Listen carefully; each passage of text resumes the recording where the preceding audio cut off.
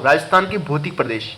उच्चावच व जलवायु के आधार पर राजस्थान को 4 भौतिक प्रदेशों में बांटा गया है: पर्वत, पठार, मैदान, मरुस्थल, मरु या शुष्क जलवायु। भौतिक प्रदेशों की सामान्य जानकारी। भौतिक प्रदेश 4 प्रकार के होते हैं: मरुस्थल, अरावली, मैदान और हड़ौती। मरुस्थल के क्षेत्रफल 61.11% या 2/3। यहाँ की जनसंख्या 40%। इसके झीलें 12 और मिट्टी बलुआ पत्थर से निर्मित बलुई मिट्टी। अरावली की क्षेत्रफल 9%, जनसंख्या 10%, झीलें 13, मिट्टी पर्वतीय या वन्य मिट्टी। मैदान क्षेत्रफल 23%, जनसंख्या 39%, झीलें 10, मिट्टी जलोढ़ या कछारी या दोमट। क्षेत्रफल हड़ौती 6.89%, जनसंख्या 11%, झीलें 7, मिट्टी काली या रेगुर मिट्टी।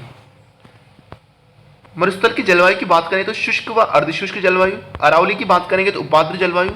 मैदान की बात करेंगे तो आर्द्र और हाड़ौती की बात करेंगे तो अति आर्द्र। हाड़ौती में आते हैं अपने कोटा, बूंदी, बारा, झालावाड़। ये दक्षिण पूर्वी की जो जिले हैं वो ज़्यादातर हाड़ौती में आते हैं।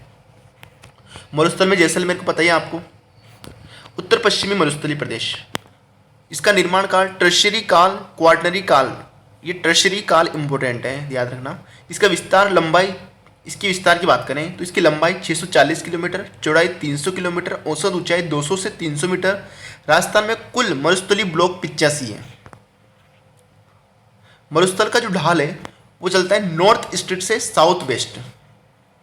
इस लूनी नदी का जो प्रवाह है वो क्या चलता है नॉर्थ ईस्ट से साउथ वेस्ट। उसी प्रकार क्या है मरुस्थल का प्रवाह है, मरुस्थल का ढाल है। मरुस्थल का अध्ययन। मरुस्थल को अध्ययन की दृष्टि से 2 भागों में बांटा जाता है: शुष्क मरुस्थल, अर्धशुष्क मरुस्थल। शुष्क मरुस्थल 0 से 25 सेंटीमीटर, अर्धशुष्क मरुस्थल 25 से 50 सेंटीमीटर। 25 सेंटीमीटर समवर्षा रेखा मरुस्थल को शुष्क व अर्धशुष्क 2 भागों में बांटती है। शुष्क मरुस्थल 25 सेंटीमीटर से कम वर्षा वाले भौतिक प्रदेशों को शुष्क मरुस्थल कहा जाता है। शुष्क मरुस्थल को पुनः 2 भागों में बांटा गया है: बालू का स्तूप मुक्त, बालू का स्तूप युक्त। बालू का स्तूप मुक्त 41.5%, पथरीला मरुस्थल जिसे हम्मादा कहा जाता है। बालू का स्तूप युक्त 58.5%। इसमें पवन के निक्षेपण से बालू का स्तूप बनते हैं। बालू का स्तूप मुक्त विस्तार जैसलमेर में सबसे अधिक, बाड़मेर, फिर जोधपुर। बालू का स्तूप जब पवन के द्वारा मिट्टी का निक्षेपण किया जाता है तो बनने वाली स्थलाकृति को बालू का स्तूप कहा जाता है, जो सर्वाधिक जैसलमेर जिले में है। बालू का स्तूप के प्रकार: अर्धचंद्राकार पवन की दिशा में इसे प्रखान, सर्वाधिक शेखावटी चुरू में। बरखान इंपोर्टेंट है, सर्वाधिक शेखावटी चुरू, याद रखना। और पवन के समकोण, अगर पवन समकोण की दिशा में चल रही है तो उसे अनुप्रस्थ प्रकार के बालू का स्तूप कहते हैं, जो सर्वाधिक बाड़मेर और जोधपुर में।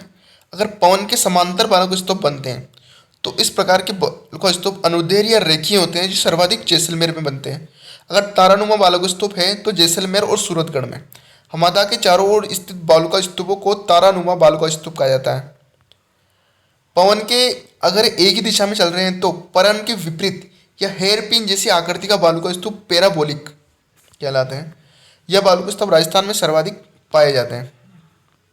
सीफ, बरखान के समान ही सीफ होता है, ठीक है। बरखान के निर्माण के दौरान जब पवन की दिशा में परिवर्तन होता है तो बरखान की एक भुजा क्या होती है, एक और बढ़ जाती है, जिसे सीफ कहा जाए, या फिर कह सकते हैं जो बरखान है वही क्या है, सीफ है।